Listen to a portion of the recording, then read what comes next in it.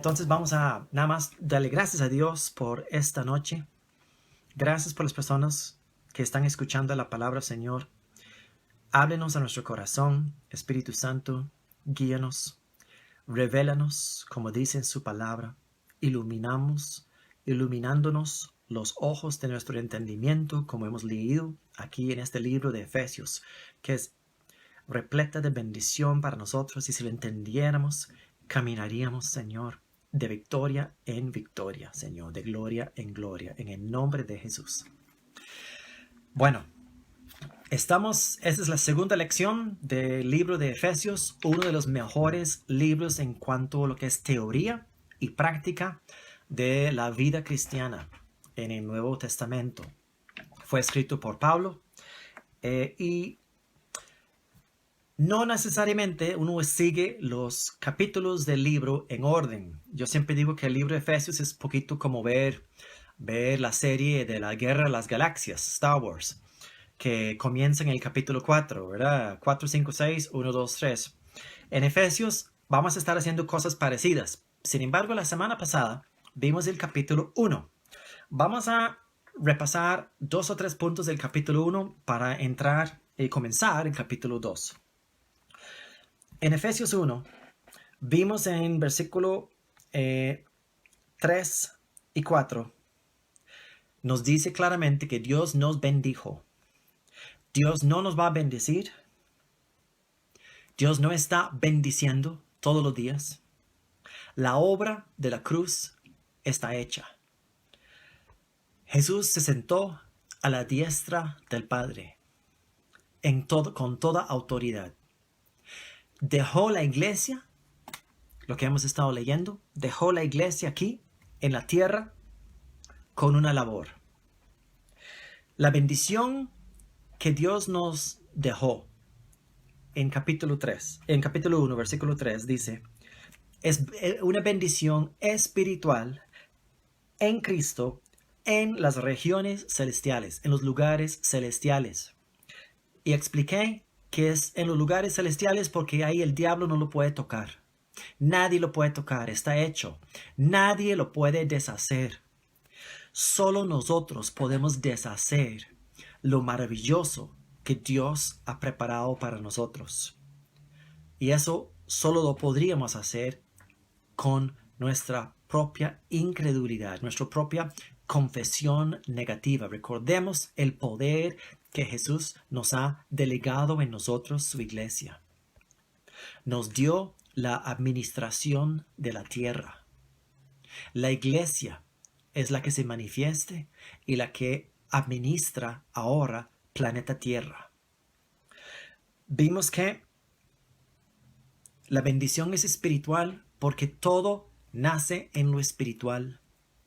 Dios es espíritu, pero Dios habla y sus palabras se hacen y provocan que las cosas suceden en lo natural, en lo físico. Nos creó a nosotros con la misma naturaleza que Él. Vemos en la creación, vimos en Génesis 1, que Dios creó a Adán y Eva a semejanza y naturaleza de Él. Pero conocemos muy bien la historia de Adán y Eva. Vino la serpiente. Y lo vamos a estar estudiando más como la serpiente. Es un enemigo, pero es un enemigo vencido, que no tiene poder. Solo tiene el poder que nosotros le damos. Muy importante y muy interesante ese punto. Vamos a estar hablando de eso más esta noche. Y en el versículo 4 dice, en amor nos predestinó para ser adoptados como hijos. Y hablamos de que muchas personas dicen, es que Dios es todopoderoso. Sí, Dios es todopoderoso. También el presidente de un país donde hay autocracia, el presidente es todopoderoso. Pero eso no quiere decir que todo el mundo le hace caso al presidente. Dios es todopoderoso, pero Él estableció leyes espirituales Y de esas leyes espirituales se reflejan también en las leyes naturales.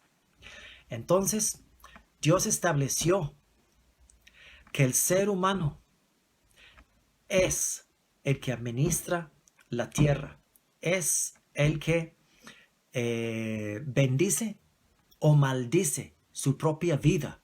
Se debe cuidar muchísimo la boca. La palabra de Dios en Proverbios dice que la muerte y la vida están en poder de la lengua. Es muy importante hablar bien, bendecir, hablar bien acerca de tu vida, hablar bien sobre tu familia, hablar bien sobre tu trabajo y todas sus relaciones, hablar bien de tu economía, sus finanzas, hablar bien de tu salud. Esa es la clave. Eso es la llave de la gracia de Dios. Nosotros determinamos lo que vivimos. Es una gran responsabilidad. Muchas personas están viendo a Dios y están diciendo, ¿por qué Dios mandó el COVID-19? ¿Dios no lo mandó? Si creyéramos que Dios tuviera la responsabilidad de todo lo que sucede en la Tierra, planeta Tierra, en este momento, perdón, ¿qué Dios más malo tendríamos? ¿Por el hambre que está pasando la tercera parte de la humanidad? ¿Por la pobreza que está pasando en este momento? ¿Por la falta de empleo? Dios no es responsable de nada de eso. Dios delegó a nosotros nuestro destino, está en nuestras manos. Y los que conocemos al Creador, los que hemos nacido de nuevo, los que tenemos espíritu en nosotros, somos sus hijos, sus hijas. Nosotros debemos conocer nuestros derechos como hijos y las promesas que Él nos ha otorgado. Nos dio poder. Jesús dijo, lo mismo que yo hago, ustedes, la iglesia, ustedes lo harán y mayores cosas harán en mi nombre. Él nos mandó, nosotros somos sus discípulos. La obra no terminó con los 12 que Él llamó. La obra sigue y nos toca a nosotros repartir las buenas nuevas. Ese es el significado de evangelio. Buenas nuevas, buenas noticias. Si usted escucha a una palabra de Dios y son malas noticias, lo siento mucho. Eso no es el significado de la palabra evangelio. Para los que creemos, las buenas noticias son buenísimas, son excelentes. Vamos a seguir. También vimos de que Él nos predestinó. Ahora, eso no quiere decir que Dios escogió quién se va a salvar y quién no se va a salvar y quién es su hijo y quién no es su hijo. No. La palabra no se contradice. La palabra es muy clara. Habla acerca de que tenemos libertad. Cada ser humano tiene libertad a escoger la vida en Cristo, de nacer de nuevo. Cada uno tiene libertad de nacer de nuevo. ¿Y cuál es la predestinación entonces bíblica? Porque hay una bíblica y hay otra que es que algunas personas están predestinados a ir a un infierno, otras personas están predestinados a ir al cielo. Eso no enseña la palabra de Dios. La palabra enseña, los predestinó en Él para ser adoptados como hijos suyos por medio de Jesucristo, para la alabanza de su gloria. En otras palabras, las personas que le dicen sí, las personas que le creen a Él, las personas que reciben el sacrificio y dicen, reconozco que yo no soy capaz y recibo la obra perfecta, la obra completa de Jesús, que es la salvación en todo su sentido, de todos sus beneficios, que es la gracia misma, recibirlo como un regalo, como un don de Dios. Están predestinados a ser como su Hijo Jesús, porque heredan la misma naturaleza. somos espíritu. Hermoso, ¿eh? Debemos hablar esta palabra a nosotros mismos y escucharla a nosotros mismos todos los días, porque esa es la manera de vivir esa vida de victoria, esa vida del espíritu. Luego viene una oración, la vamos a llamar, en el 17, en el 1:17. Pido que el Dios de nuestro Señor Jesucristo, el Padre glorioso, les dé el espíritu de sabiduría y de revelación para que lo conozcan mejor. Recuerde que la vida eterna, según Jesús, ¿qué es la vida eterna? Es que te conocen a ti, hablando de su Padre, Padre Dios, que te conozcan a ti y a su Hijo unigénito. Amén. La vida eterna es conocer el Hijo, porque al conocer el Hijo, conocer la gloria del Hijo, nos parecemos más y más a Él, porque no es un esfuerzo, es un regalo. Nos la dio el sacrificio perfecto. Entonces, vamos a pasarnos al último versículo del capítulo 1, en este rápido repaso del capítulo 1, en el 22. Dios sometió todas las cosas al dominio de Cristo y lo dio como cabeza de todo a la iglesia. Esta, que es su cuerpo, es la plenitud de aquel que lo llena todo por completo. La iglesia de Cristo es el cuerpo. Él es la cabeza, nosotros somos el cuerpo, somos uno. Y eso es lo que vamos a estar leyendo hoy, en el capítulo 2. Somos uno en Él. Vamos a comenzar el capítulo 2.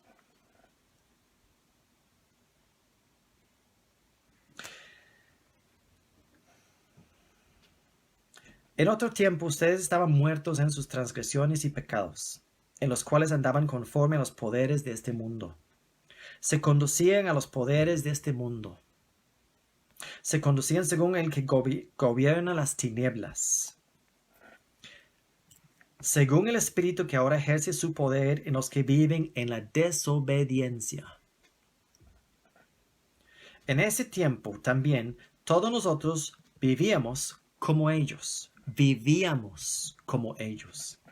impulsados por nuestros deseos pecaminosos, siguiendo nuestra propia voluntad y nuestros propósitos. Como los demás, éramos por naturaleza objetos de la ira de Dios.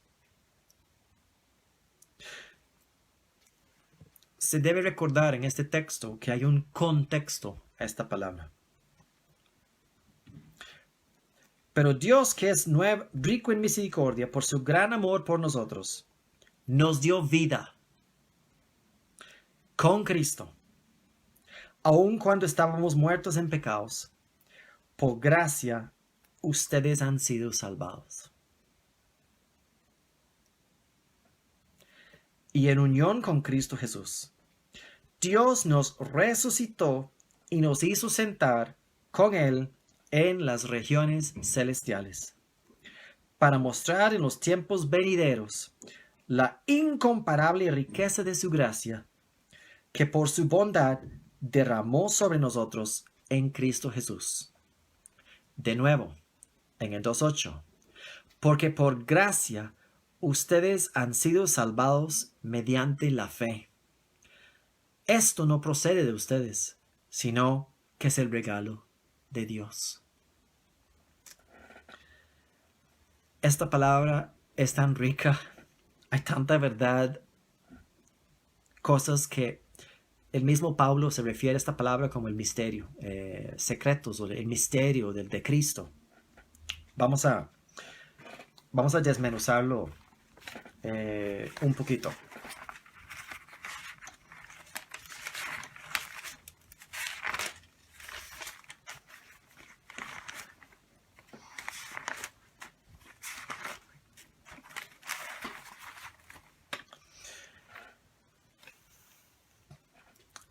Pablo menciona en el 2.5 y de nuevo en el 2.8. Porque por gracia ustedes han sido salvados mediante la fe. Recordemos que en el capítulo 1 él habla del conocimiento, el entendimiento. Si yo le deposito a usted $1,000,000 en su cuenta bancaria, pero no le digo nada, de nada le beneficia a usted. A menos que usted vaya al banco un día y pida un estado de cuenta y ve el saldo. Y más de un hermano está viendo en este momento y dice, amén hermano, yo recibo ese $1,000,000. Pues recíbelo. Es lo mismo con la gracia de Dios. Dios, desde el principio, desde que introdujo la ley en la tierra con Moisés en el viejo pacto, Dios sabía que el hombre es incapaz de cumplir.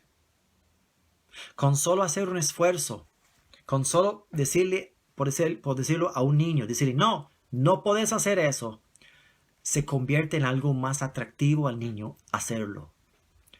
Resulta que es lo mismo con el ser humano.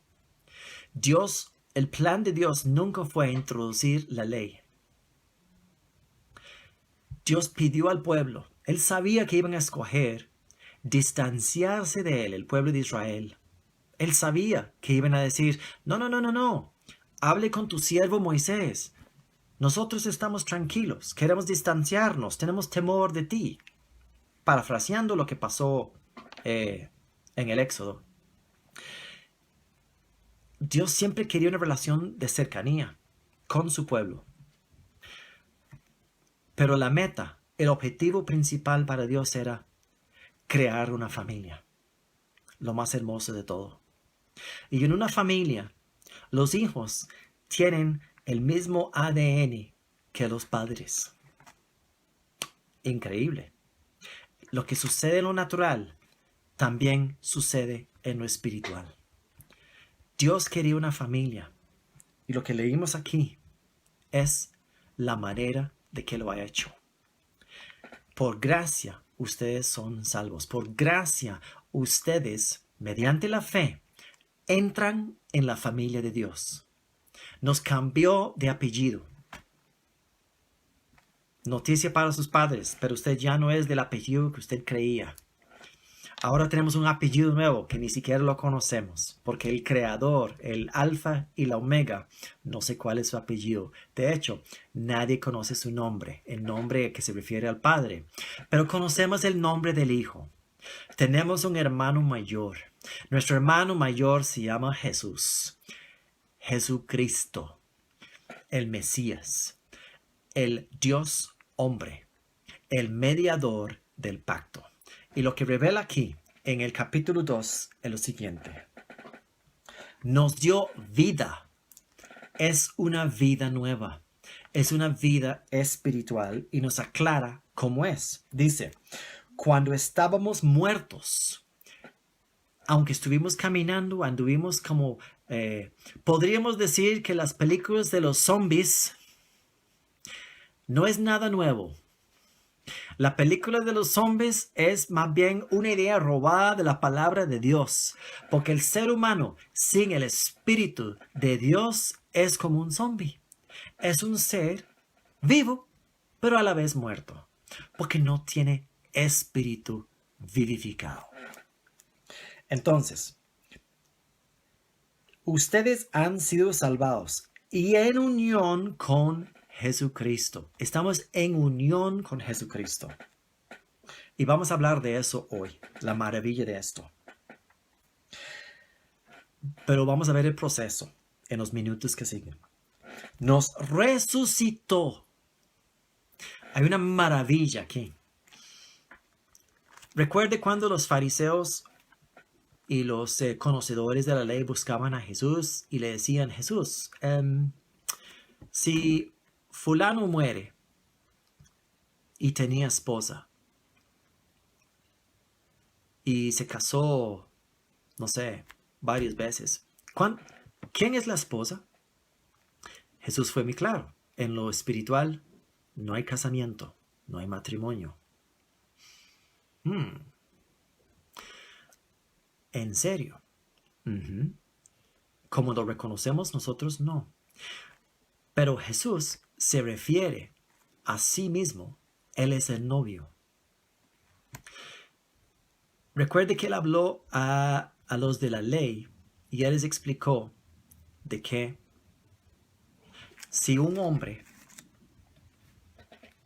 muere, ¿verdad que su esposa está libre para casarse de nuevo? Sí. ¿Qué pasó entre Jesús y el judaísmo? ¿Qué pasó?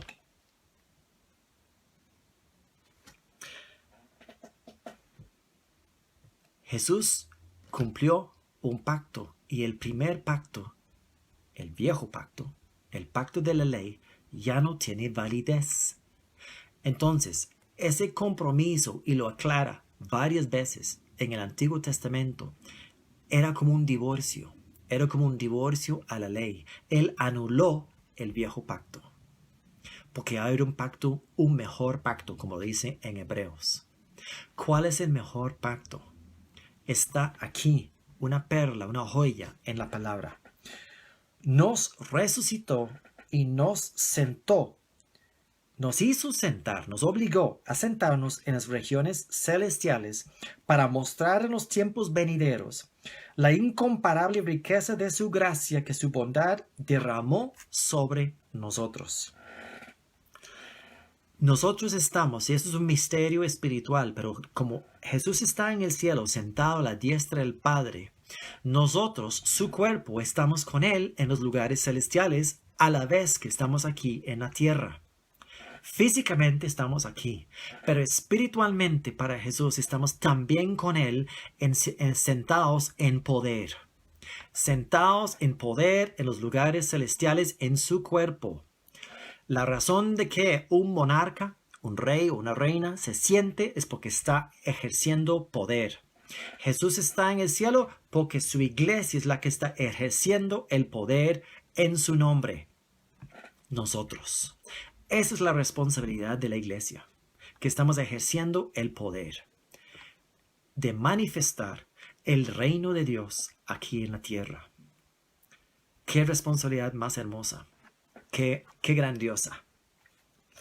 Y vamos a seguir leyendo para terminar esta sección del principio del capítulo 2. Pues por gracia ustedes han sido salvados mediante la fe. Esto no procede de ustedes, sino que es el regalo de Dios, no por obras, para que nadie se jacte, porque somos hechura de Dios, creados en Cristo Jesús. ¿Oyeron? Ustedes creados en Cristo Jesús, para buenas obras, las cuales Dios dispuso de antemano, a fin de que las pongamos en práctica. Nosotros estamos creados para buenas obras, pero lo que debemos tener mucho cuidado cuando leemos, ahora vamos a pasar al capítulo 4. Yo les dije que era como una novela de Guerra de las Galaxias, ¿verdad? Vamos a ir de capítulo, brincando capítulos. Que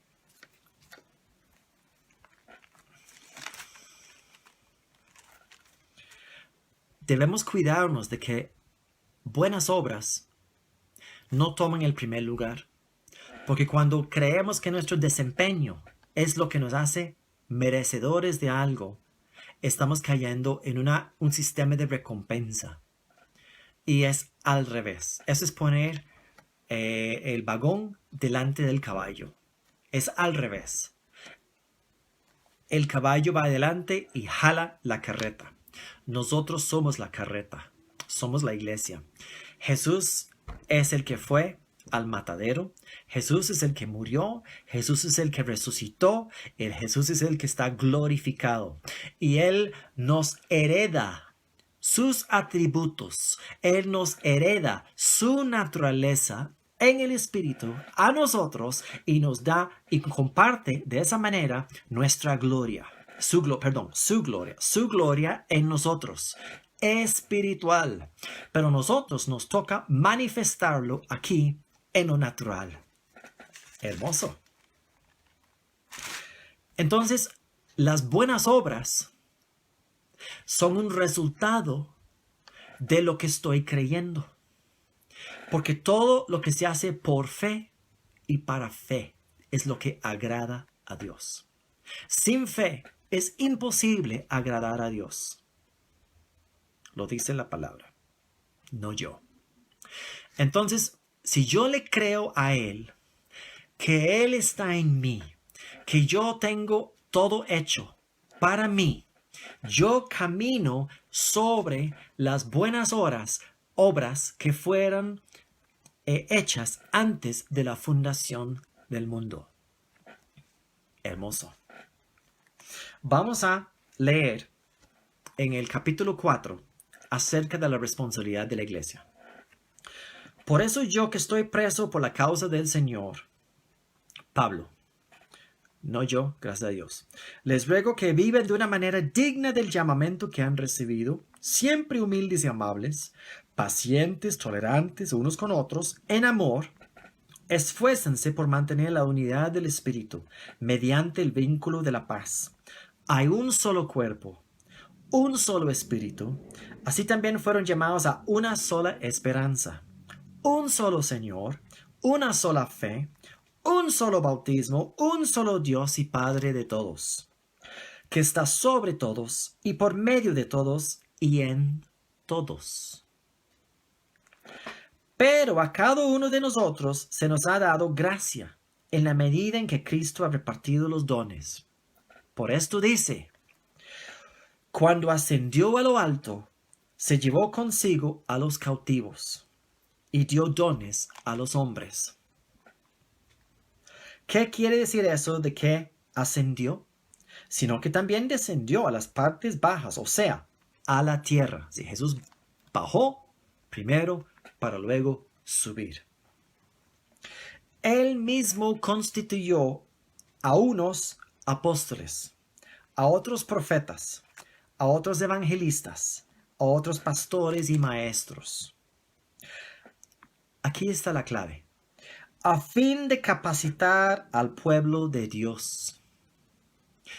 ¿Cuál es el propósito del ministerio? Que podemos cambiar la palabra ministerio por servicio. Capacitar el pueblo de Dios. Pero no solo eso. Para la obra de servicio. Ok. Un momentito. No solo los 5 ministerios son los que tienen que servir. Los ministerios están para capacitar a otros para que ellos también puedan servir. La responsabilidad del servicio es de todos, de toda la iglesia. ¿Cómo puede una iglesia servir mejor? Pongámoslo a nivel individual. ¿Cómo puede usted servir? No con obras sin entendimiento. Porque hemos visto en muchas iglesias las personas que quieren hacer buenas obras, pero no tienen el conocimiento, no están, como dice, tienen el ojo del entendimiento iluminado. Esas personas se queman, se cansan, se frustran, se defraudan de sus líderes porque se fijan en el hombre. La mejor manera de servir a Dios, a nuestro Dios, es aprender primero quiénes somos en Él. Es entender nuestra verdadera identidad. Sin identidad, el hombre no es nada. Pero cuando uno entiende su identidad, adquiere una responsabilidad. Porque la identidad va a traer consigo autoridad. La autoridad del Hijo. El Hijo tiene autoridad.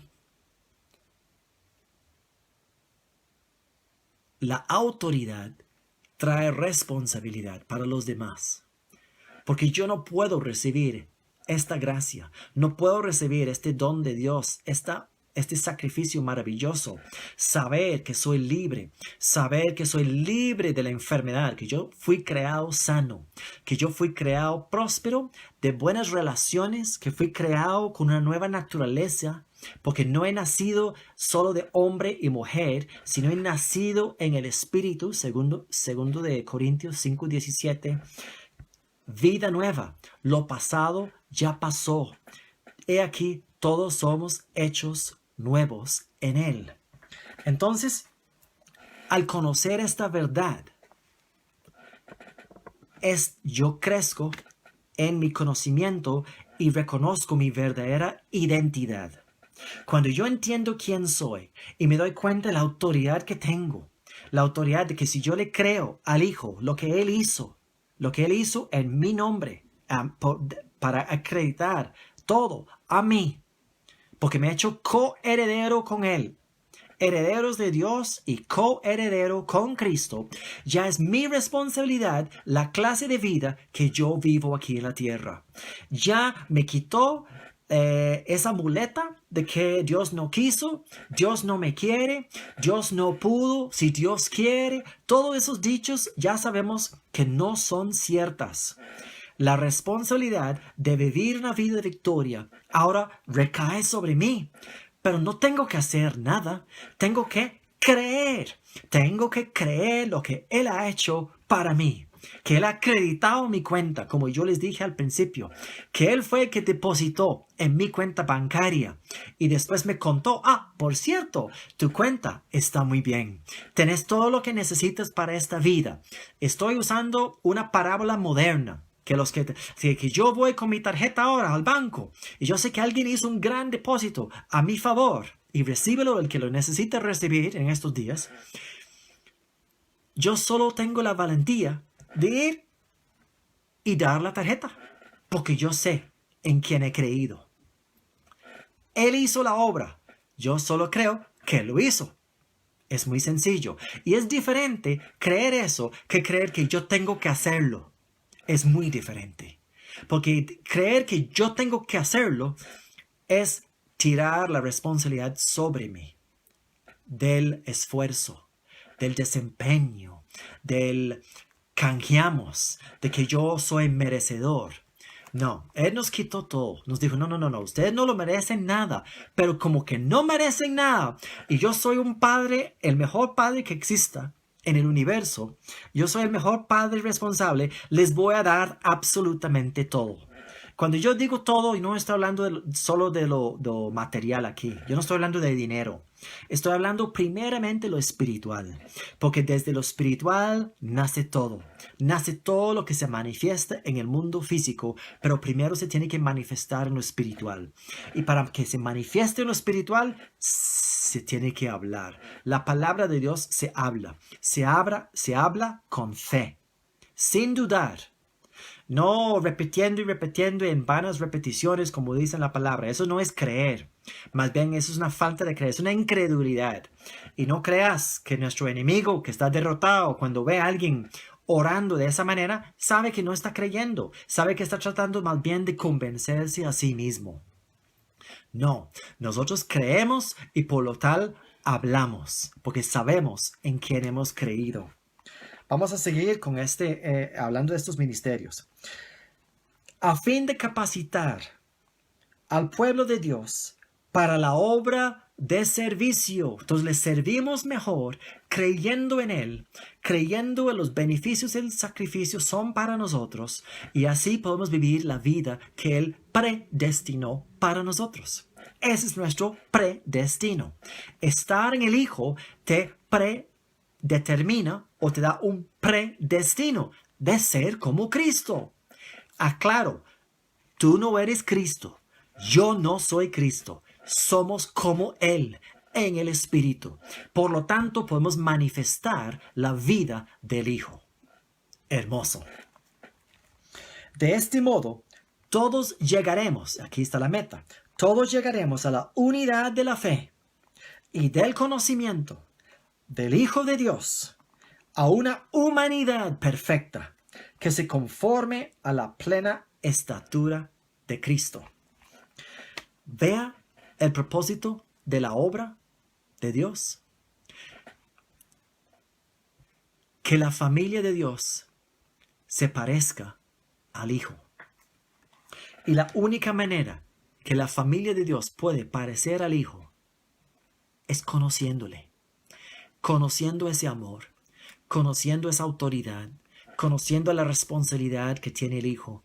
Y cuando nos damos cuenta que Él depositó en nosotros de Él mismo, el Espíritu Santo, nos dio su Espíritu. Ya no tenemos que andar porque recuerde que antes de la muerte y resurrección de Jesús, solo los apóstoles podían beneficiar, o los discípulos, de estar cerca de Jesús y hacerle preguntas y que Él aclarara sus dudas. Y aún así, quedaban muy perplejas muchas veces. Él no podía estar con todos a la vez. Pero la obra fue tan bien pensado por Dios, de que Él determinó la mejor forma que yo puedo hacer una humanidad nueva es venir a la vida de cada uno. Yo seré su Dios y esta persona será mi templo. Dios ya no está en los templos. Deje de buscar a Dios en los templos. Dios está en el templo, en ti. Tú eres el templo, lo dice la palabra de Dios, templos de carne y sangre. Vendré y suavizaré sus corazones, Él dice, en lugar no tendrán corazones de piedra, representando los templos de construcción, sino corazones de carne. Y Él manifestaría su vida a nosotros en lo íntimo de nuestro ser, para que nosotros reflejáramos su gloria aquí en la tierra. ¡Wow! ¿Me está gustando esto? Hay partes que ni siquiera he escuchado, porque no estoy siguiendo la guía que tengo en el estudio. Es hermoso. Y vamos a seguir en el 14. Así ya no seremos niños zarandeados por las olas y llevados de aquí para allá por todo viento de enseñanza y por la astucia y los artificios de quienes emplean artimañas engañosas. ¿Quién emplea las artimañas engañosas? Principalmente el diablo. Recordemos en el Edén la manera, y eso es lo que le dije que iba a mencionar hoy. Recordemos en el Edén. El diablo no tenía poder, la serpiente no tenía ningún poder. Solo escucharon su voz y le hicieron caso. ¿Acaso Dios ha dicho que no puedes comer de ningún árbol? Vea que la serpiente manifestó una media verdad y una media mentira a Adán. A Eva primero. Y la engañó. El diablo no tenía autoridad.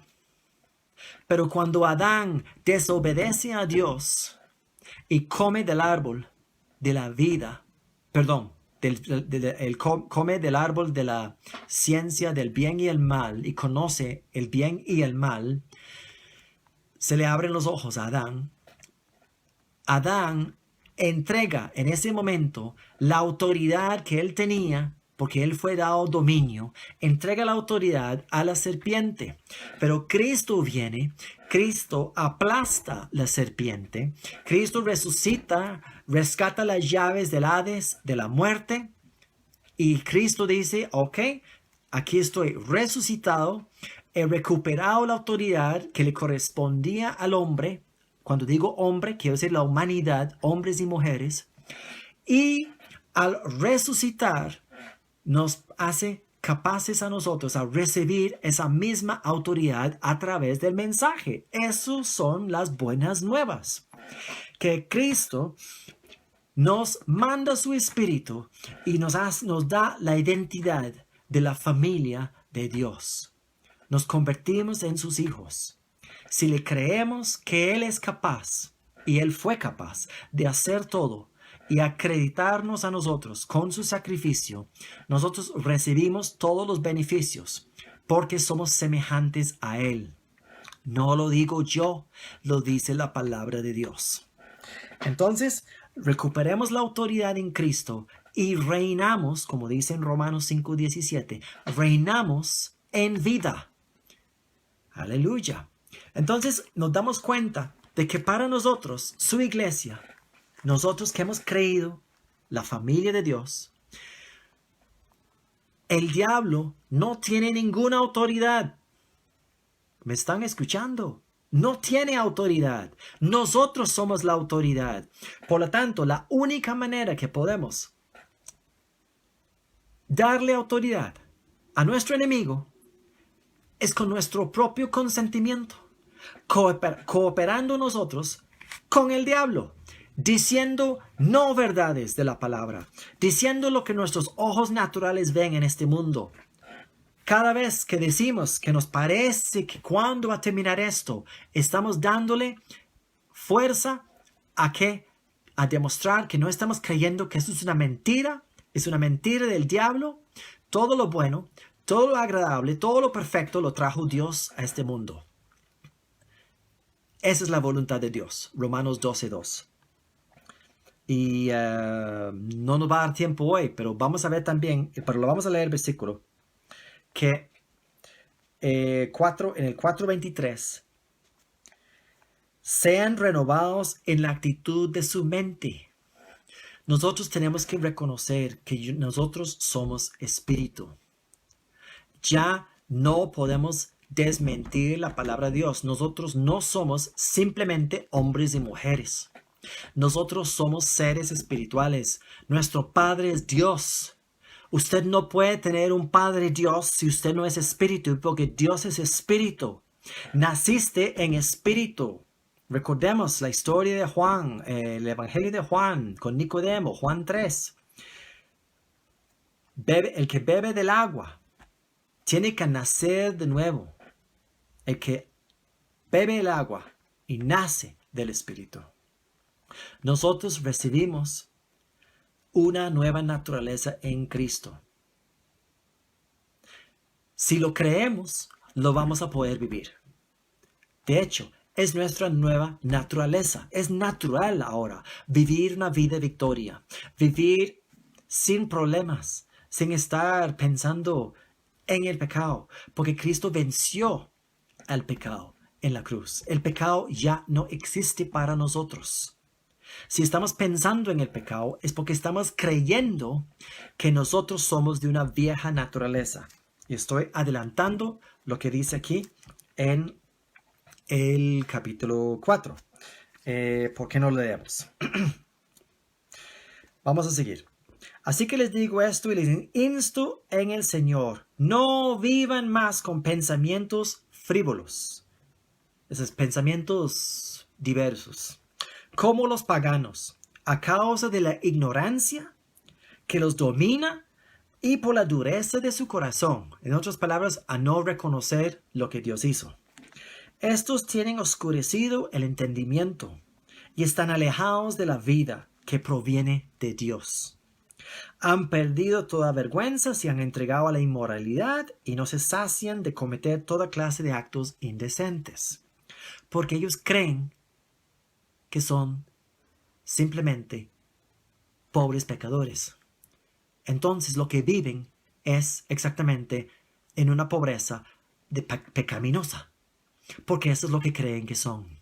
Pero cuando usted cree que usted es hijo de Dios y que usted es capaz de hacer lo que Dios dice acerca de ti y la naturaleza que tienes, eres capaz de vivir la vida que Dios siempre destinó a ti.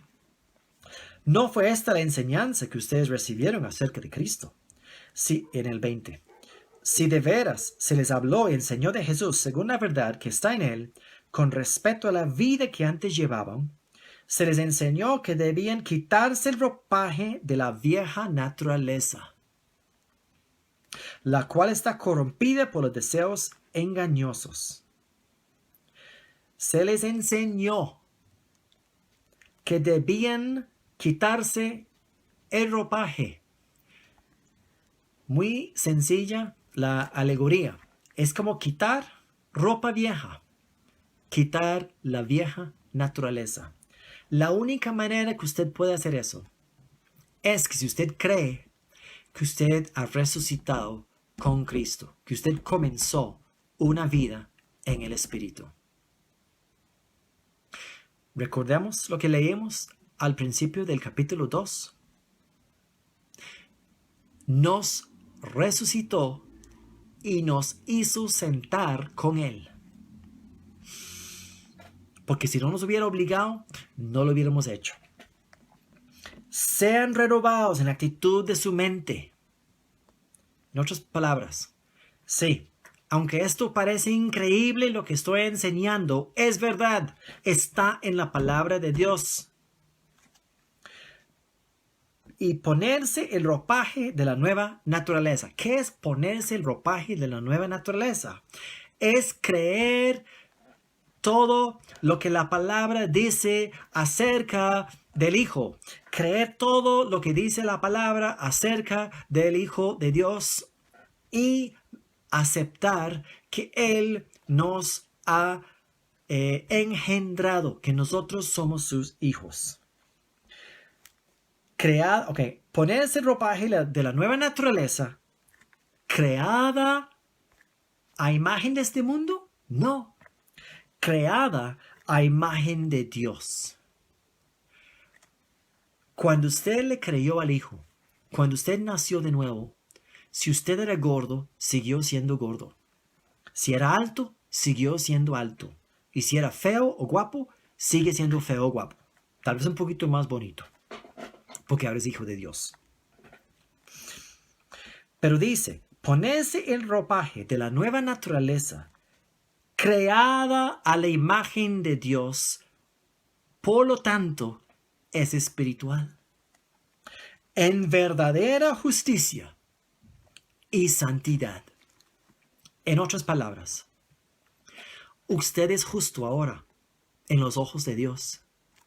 Cuando Dios ve a un hijo, cuando Dios te ve, ¿qué es lo que está viendo? ¿Lo de afuera? No. Dios es Padre de los espíritus. Dios se relaciona con nosotros de espíritu a espíritu. Dios se relaciona conmigo a través del hombre interior, en verdadera justicia y santidad. Dios ya no ve el viejo Steve que ya no existe porque murió. ¿Recuerden lo que les hablé? Que Cristo resucitó y como Cristo ocupaba una novia nueva, Cristo tuvo que llevar la humanidad, los que lo reciben a Él, los que reconocen que Él es todo para ellos, Él los llevó al sepulcro y nos mató y nos resucitó para que pudiéramos ser su novia, porque Él ocupaba una esposa, una novia nueva, una novia de la misma naturaleza que Él. Ese es el secreto que dice Pablo más adelante acerca del misterio del matrimonio y el misterio de Jesús y la iglesia. Él nos resucitó. Él tiene una novia nueva, porque ya no tiene la novia vieja, tiene la novia nueva, la novia espiritual. En verdadera justicia y santidad. Cuando Dios te ve la persona interior, Él ve tu espíritu y se relaciona contigo de espíritu a espíritu, pero mejor que eso, Él ve, si eres su hijo o su hija, Él ve el espíritu de su hijo en ti.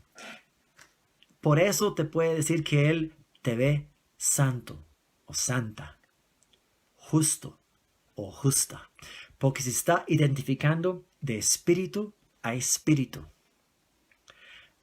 Eso es un diamante en la palabra de Dios. Eso no se escucha en todo lado. vamos a ver que en esta carta de Efesios se habla mucho de que no haga tal cosa, no haga tal. Les voy a decir algo.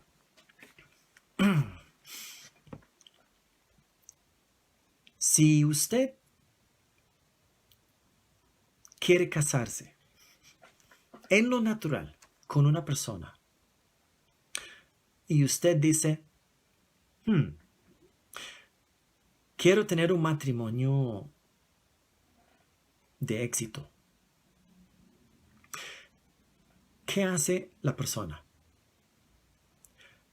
Busca matrimonios fracasados y dice, eso es lo que no hay que hacer.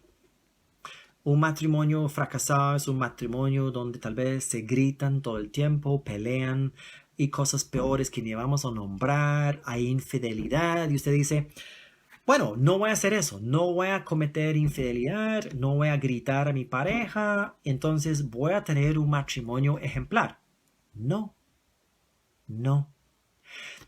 La única cosa que le está enseñando eso es que no va a tener un matrimonio con esos atributos, pero no te garantiza un matrimonio de éxito, un matrimonio excelente. Si quieres tener un matrimonio excelente, debes imitar a un matrimonio excelente. Tienes que saber qué hace un matrimonio excelente.